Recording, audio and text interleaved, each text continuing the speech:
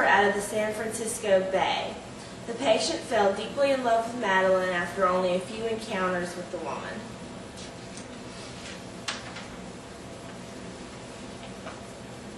The patient's obsession with Madeline, however, was not enough to overcome his acrophobia and his vertigo, as he was unable to follow her up to the bell tower that she runs up to and is believed to have jumped off of. The patient later claims to have blacked out and been unaware of his actions for the next few hours after the incident. Nightmares and flashbacks occurred after this incident, and the patient was briefly placed into a mental institution. After being released, he spent his days going where Madeline used to go. One day he followed a girl who he believed looked like Madeline to her apartment.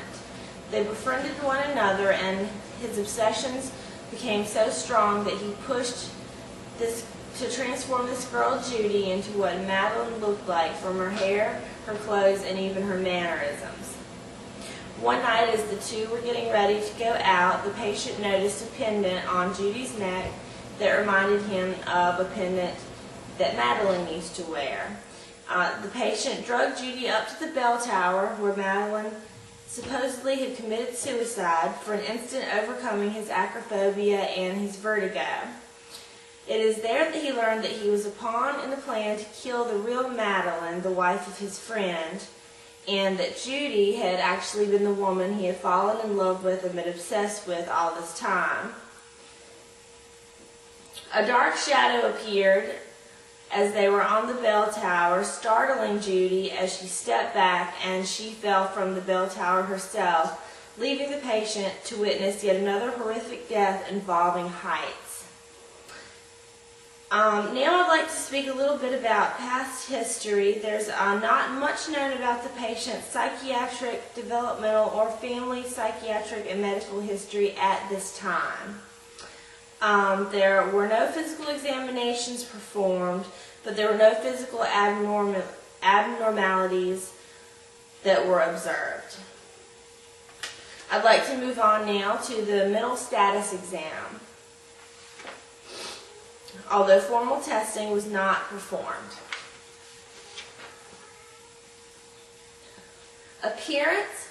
The patient is a Caucasian male. He has an ectomorphic body build, good hygiene with slightly graying hair, and is increasingly tired looking. He wears blazers and ties and wears a hat while he is indoors, taking it off when he enters a building. He is very tidy and professional looking. Behavior. Before witnessing Madeline fall, the patient's handshakes were strong, he moved with a confident manner, and he was attentive to detail, and he was very aware of his surroundings. After witnessing Madeline fall, his mannerisms are now jerky, and he seems less confident and less aware of his surroundings. He has also begun to drink more. Speech. The patient speaks in a confident manner and does not speak excessively. His speech is very coherent. After the incident with Madeline, however, his speech became slightly less coherent, as he is reported to have rambled to himself occasionally. Emotion. The patient expresses feelings of guilt and grief over the loss of his co-worker, as well as guilt over not being able to save who he thought was Madeline in the first place. Thought processes and content. The patient is extremely obsessed over the woman whom he thought was Madeline. He continuously has nightmares and flashbacks of the police officer's death as well as Madeline. Perception. The patient thinks he sees Madeline everywhere he goes after the incident. Attention. The patient's mind seems to wander somewhat after seeing Madeline jump off the bell tower, especially when he sees a girl that he believes resembles her. Orientation. The patient seems aware of things like time, the date, and where he is, so I would say that the orientation is fairly good. Memory. There seems to be no impairment at all of memory, except for the brief period where he said that he blacked out and couldn't remember after the incident with Madeline. Judgment. There seems to be a slight impairment of social judgment when it comes to confronting strangers about Madeline after the incident, where he thought she had fallen from the bell tower. Intelligence, information, and abstraction. The patient is very intelligent, and his ability to hold information and his ability of abstraction is extremely high.